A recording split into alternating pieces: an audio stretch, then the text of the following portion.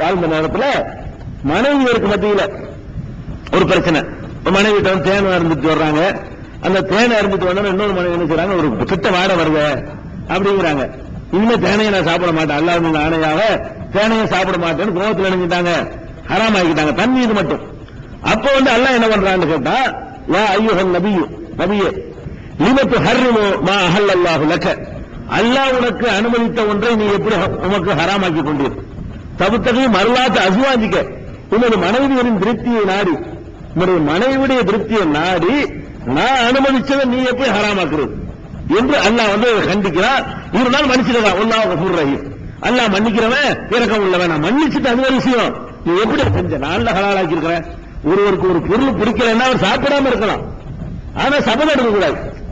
அதாவது ஆட்டுக்கறி எல்லாம் உங்களுக்கு பிடிக்கிற நேரத்தில் தொட்டவன் இன்னும் தொட மாட்டேன், இன்னும் தொட்ட கூட பார்க்க மாட்டேன் அப்படின்னு சொன்னீங்களா குற்றம். அது சாப்பிடாம இருந்தா குற்றம் கிடையாது. அல்லாஹ் அனுமதித்த விஷயங்கள் எத்தனை விஷயம் பிடிக்காம இருக்கும். அல்லாஹ் அனுமதிச்சு அவ்வளவு எல்லாருக்கும் பிடிக்குமா? ஒருத்தருக்கு ஆடு பிடிக்காது, ஒருத்தர் மாடு பிடிக்காது, ஒருத்தர் மீன் பிடிக்காது, ஒருத்தர் கோழி பிடிக்காது திங்காம இருக்கலாம், குற்றம் கிடையாது. ஆனா எப்படி திங்காம இருக்கக்கூடாது, சபதம் எடுத்துக்கொண்டு நீங்க தொட மாட்டேன், இனிமே மீன் கை வைக்க மாட்டேன் பாருங்க அப்படின்னு ஏதோ ஒரு காரணம் அது கூடாது. உங்களுக்கு விருப்பம் உள்ளதா இருந்து ஏதோ ஒரு காரணத்துக்காக ஹராமாக்கி கொள்வதற்கு பாருங்க, அதுக்கு விருப்பம் இல்லாட்டி தெரிந்து கொள்ளலாம். இது தப்பு. இது நபிகள் நாயகம் ஸல்லல்லாஹு அலைஹி வஸல்லம் அல்லாஹ் ஹலால் ஆக்கி இருக்கும் போது கொண்டாடிக்காண்டி இருக்கிறத நான் தவிர்த்துக்கிறேன்னு சொல்லணுங்க. அல்லாஹ் ஹலால் ஆக்கியிருந்தா நான் சாப்பிடுறேன், வாசம் வந்துட்டு போகுது, இது அல்லாஹ் ஹலால் ஆக்கணும். கெட்ட வாசம் பரவாயில்ல, தேன் சாப்பிடுறது அல்லாஹ் சிவான்னு சொல்லி காட்டுக்கலாம், உனக்காக நான் மாத்திக்கிற முடியாது என்று சொல்லி இருக்கணும். அது அல்லாஹ் ரப்பல் ஆலமீன் என்ன செய்யறான், லிமத்து ஹர்ரிமு மா அஹல்லல்லாஹு லக தப்தகி மர்லாத அஸ்வாஜிக வல்லாஹு கஃபூர் ரஹீம். 66வது அத்தியாயத்தில் முதல் வசனமே இதுதான். முதல் வசனம் 66வது சூறாவுல ஃபர்ஸ்ட் வசனமாக இந்த சம்பவம் இடம்பெற்றிருக்கிற காட்சியை பார்க்கிறோம். அதே மாதிரி நபிகள் நாயகம் ஸல்லல்லாஹு அலைஹி வஸல்லம் அவர்கள் சில நேரங்கள்ல நமக்கு பிரச்சாரம் பண்ணிட்டே இருக்கிறாங்க. பிரச்சாரம் பண்ணும் பொழுது ஒரு எதிர்ப்பு எல்லாம் வருது, பலவிதமான எதிர்ப்பு வருது, பலவிதமான விமர்சனங்கள் வருது. ஒரு நாள் இல்லாட்டி ஒரு நாள் என்ன நினைப்போம்னா, இதுக்கு தேவையில்லாத வேலை எனக்கு வரும், யார் பிரச்சாரம் பண்ற யாருக்கும் வரும். ஒரு நேரத்தில் எப்போ செஞ்சுட்டு இருக்க மாட்டோம். ஒரு நேரத்தில் என்ன வரும், தேவையில்லாத நமக்கு வேலை பார்த்துட்டு இருக்கலாம் போல இருக்கு அப்படிங்கிற மாதிரியான ஒரு எண்ணம் நமக்கு வரும் இல்லையா? எல்லாருக்குமே வரும். ஒரு நேரத்தில் டக்குனு சைத்தானோட அவங்க சைத்தான தூக்கி போட்டு மறுபடியும் நார்மலுக்கு வந்துடுவோம். இது மாதிரி ரசூல் ஸல்லல்லாஹு அலைஹி வஸல்லம் நடக்கூடிய இந்த மாதிரி விமர்சனத்தை பார்த்துவிட்டு விட்டுட்டா பரவாயில்லை யார் நினைச்சிருக்கிறா? நான் நினைச்சா பரவாயில்லைங்க, யார் நினைக்கிறா? அல்லாஹ்வுடைய தூதர் நினைச்சாங்கன்னு அல்லாஹ் சொல்லி காட்டுறான். இது நானா இட்டு கட்டிக்கல, அல்லாஹ் ரப்பல் ஆலமீன் குர்ஆன்ல சொல்றான். அதாவது 11வது அத்தியாயத்தில் ஹூத் என்ற அத்தியாயத்தில் 12வது வசனத்தில் இதை பார்க்கலாம். எல்லாம் என்ன சொல்லி காட்டுறான்னா, பல அல்லக்க தாரிக்கும் பாவமா யூஹா இலைக்க, உமக்கு அறிவிக்கப்படுகிற வகையில் இறை செய்தியில் தூது செய்தியில் சிலவற்றை நீர் விட்டுவிட பார்க்கிறேன். அதாவது நிறைய விஷயங்கள் சொல்லாம இருந்தலாம் போல இருக்க என்று நீ விட்டுவிட முயற்சிக்கிறேன். ஒலாய்க்கும் மிகி சதுருக்க, உங்களுடைய உள்ளம் ஒரு நெருக்கடிக்கு உள்ளா இருக்கிறது.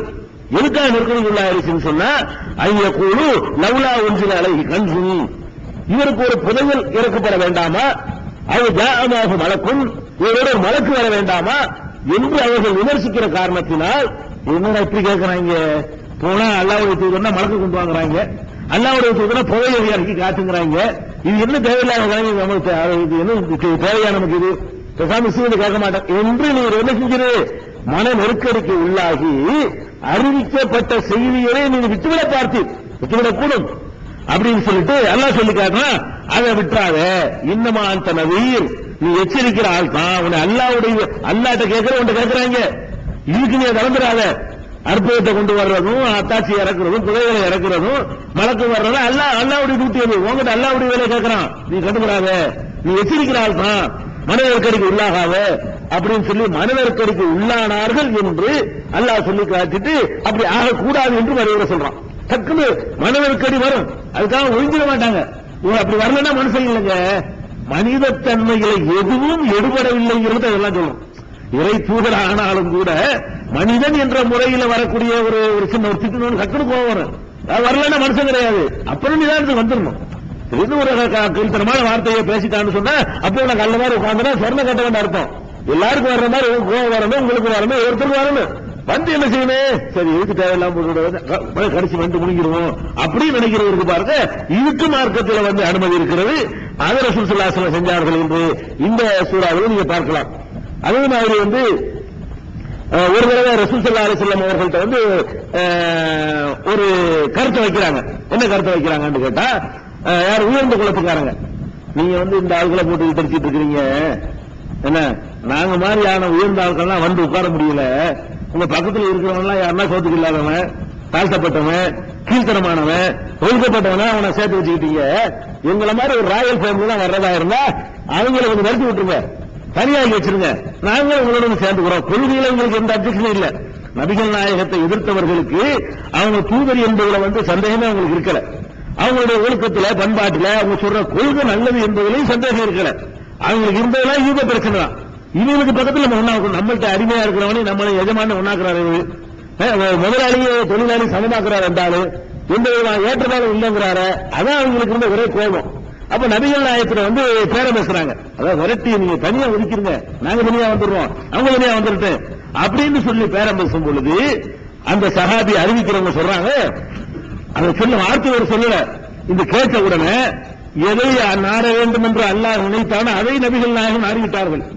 அப்ப அப்படியே சொல்ல முடியும் அந்த வார்த்தையை அவர்கள் சொல்லக்கூடாதுக்காக வேண்டி சரிதானுமா நினைச்சுட்டாங்களாம். ரசூல் ஸல்லல்லாஹு அலைஹி வஸல்லம் சரி கொஞ்சம் முக்கியமான ஆள் கொஞ்சம் வரட்டுமே, தனித்தனியா வச்சு அப்புறம் திருத்திக்கிறோமே, அவங்க இவங்களை கொஞ்சம் கரெக்ட் பண்ணுவோம், புதுசு வழங்காம வர்றாங்க, இவங்களை கொஞ்சம் கரெக்ட் பண்ணி ஒன்னா சேர்த்து வச்சுக்கிறோம், இப்படிங்கிற மாதிரி அதுக்கு செடி கொடுக்கிற மாதிரி அவங்களுடைய மனசில் ஒரு சலனத்தை வந்து எல்லாம் என்னங்கிட்டான் ஏற்படுத்தி விட்டான். அப்ப நம்ம என்ன செய்வோம், நம்ம இந்த முக்கியமான ஆட்கள் வந்து எல்லாமே இதாயத்துக்கு வந்துருவாங்கல்ல, அவங்கள முதல் தனியா அவங்க சொல்லி கேட்டுக்கிட்டு நீ மேத்தாளத்தை இருக்கு, நீ கீர்த்தளத்தை முடிக்கிட்டு உனக்கு தனியா சொல்றேன், அப்புறமே ரெண்டையும் சேர்த்து கரெக்ட் பண்ணிக்கலாம் ஏதோ நினைச்சுட்டாங்க. என்ன நினைச்சாங்க அதிசயம் சொல்லப்படுற என்ன நினைக்கணுமோ நினைத்து விட்டார்கள். அப்போதுதான் இந்த வசனம் அருளப்பட்டதான். எந்த வசனம், ஒலா தத்துருதுல்லதீன யதுஊன ரப்பஹும் பில் கதாத்தி வல் அஷியி, காலையிலும் மாலையிலும் தங்கள் இறைவனை பிரார்த்தித்துக் கொண்டிருக்கிறார்களே அவர்களை விரட்டி விடாதே. யதுஊன யுரீதுன வஜ்ஹஹு, அவனுடைய திருப்தியை நாடி, அவன் திருப்தியை நாடி உணவு காண்டுகள் காலையிலும் மாலையிலையும் அல்லாஹ்வை ஏற்று பிரார்த்தனை செய்கிறார்களே அவங்களை விரட்டி விடாதே. மாமின் அலைக்க மின் ஹிசாபிஹிம் மின் செய்யும், அவர்களை பற்றிய விசாரணை உன்னை சேர்ந்தது அல்ல. ஒவாமின் ஹிசாபிக்கு அலைஹிம் செய்யும், அவர்களை உன்னை பற்றிய கேள்வி அவர்கள்ட்ட வராது, எதுக்கு நீ விரட்ட போறவங்கள அப்படின்னு சொல்லி விரட்டினால் தக்குவனாயமிடம் வாழ்வீன், விரட்டினா நீ அநியாயக்காரன் ஆயிருவ என்று அல்லாஹ் எச்சரிச்சுட்டான். உடனே போகிற வேலையை வந்துட்டாங்க. வந்த முன்சாபா வளைஞ்சு கொடுத்துட்டு வர தேவையில்லை, சமத்துவம் தான், ஏற்றதாலும் கிடையாது, உனக்கு உயர்வு கிடையாது, அவன் தாழ்வு கிடையாது, இதை ஒத்துக்கிட்டு வந்தா வா, இல்லன்னா வர தேவையில்லை என்று டிக்ளேர் பண்ண சொல்லிட்டான் அல்லாஹ் ரப்பல் ஆலமீன். ஒரு சின்ன ஒரு சலனப்பட்டுவிட்டு நபிகள் நாயகம் ஸல்லல்லாஹு அலைஹி வஸல்லம் அவர்கள் அவங்களை எடுத்து விட்டாங்க. இவங்களை விரட்டல, போயிட்டு வாங்கப்பா உங்களுக்கான விளையாட முடியாது, இந்த சபையில உட்காருமா உட்காரு, உனக்கு தனிச்சபையெல்லாம் பண்ண முடியாது என்று உடனடியாக எடுத்து அமுல்படுத்திடல. நினைச்ச உடனே அல்லாஹ் வந்து கண்டிச்சிடறான். இதெல்லாம் வந்து ரெண்டு விஷயம் இருக்கு, நபியும் மனுஷங்களும் தெரியுது, இது அல்லாஹ்வுடைய செய்தியாக தெரிஞ்சு பாருங்க. தன்னை தடவை கண்டிச்சுக்கிறாரா, தன்னை தானே மனுஷனுக்கு பயத்தாடி சொல்லிக்கிறாரா, அவர் உண்டாக்குறாங்க. இந்த குர்ஆனுடைய வசனங்கள் வந்து முகமது நபி சொந்தமா கற்பனை பண்ணியிருந்தா அவரவே கண்டித்துக் கொள்ள மாட்டார், கடுமையான வார்த்தைகளை கொண்டலாம். அது இறை வார்த்தை, இறைவன் கண்டனம் வந்தவங்க மக்கள்கிட்ட அறிவிச்சுட்டு அல்லாஹ் இதை கண்டிச்சுட்டான், நான் தப்பினுமே செய்ய மாட்டேன், சமத்துவம் தான் சொல்லிவிட்டாங்க. இது வந்து நீங்க எங்க பார்க்கலாம்னு கேட்டா, அதாவது 6:52 நீங்க பார்க்கலாம். அதே மாதிரி வந்து இது சம்பந்தமா விரிவான ஒரு ஆர்டிகல் கூட இந்த சம்பந்தமா வரக்கூடிய அல்முதீன் மாத இதழ்ல விரிவா இந்த சம்பவத்தை விழாவாரிய விலைக்கு தகுந்த காரணங்களோட என்னென்ன சந்தர்ப்பங்கள் விலைக்கு இருக்கணும், அதில் பார்த்துக்கிற வேண்டியதான். இதே மாதிரியான கருத்தை வந்து 20:131 ஹதீஸ்லயும் பார்க்கலாம். அது மாதிரி விஷயங்கள் இருக்கிறது. அப்ப இதுவெல்லாம் நபிகள் நாயகம் ஸல்லல்லாஹு அலைஹி வஸல்லம் அவர்களும் மனிதராகத்தான் இருந்தாங்க அப்படிங்கிறது.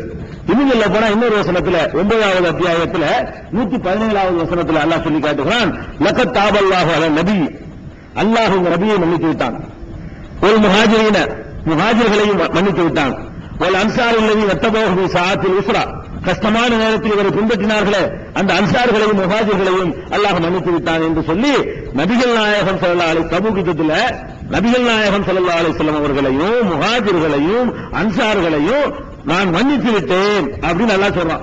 இது என்னத்தை செஞ்சாங்க, என்னத்துக்கு மன்னிப்பு வழங்கல, அந்த தபூக் யுத்தத்துடைய சந்தர்ப்பத்தில் நபிகள் நாயகம் ஸல்லல்லாஹு அலைஹி வஸல்லம் ஏதோ நினைச்சிட்டாங்களா, முஹாஜிர்கள் என்னமோ நினைச்சாங்களா, அது எந்த தொடர்ல சொல்றான்னு கேட்டா, ஒரு 3 பேர் போருக்கு போக மாட்டாங்க. இந்த காபு இப்னு மாலிக் மாதிரியான ஆட்கள் வந்து செய்வாங்க, அந்த கஷ்டமான நேரத்தில் போருக்கு போக சொல்லும் பொழுது நாளைக்கு போய்க்கிறோம், நம்மகிட்ட ஒட்டகம் குதிரை எல்லாம் இருக்குல்ல, முதல்ல அவங்க போகட்டும், அடுத்த நாள் போய் சேர்ந்துக்கிறோம் இருப்பாங்க. அடுத்த நாள் போக முடியாது, அடுத்த நாள் போக முடியாது, அடுத்த நாள் வேலை வந்துடும், கடைசியில போருக்கு திரும்பி வர்ற வரைக்கும் இவங்க போக மாட்டாங்க. அவர்களை நபிகள் நாயகம் ஒதுக்கி வச்சிருவாங்க. சமூகத்தில் இருந்து பகிஷ்காரம் பண்ணிடுவாங்க. பகிஷ்காரம் பண்ணி யாரும் அவங்கள்ட்ட பேசக்கூடாது, எந்த உரம் வச்சுக்கிற கூடாது அப்படிங்கிற மாதிரி ஒதுக்கி வச்சிருவாங்க அந்த 3 பேரையும். அந்த 3 பேர்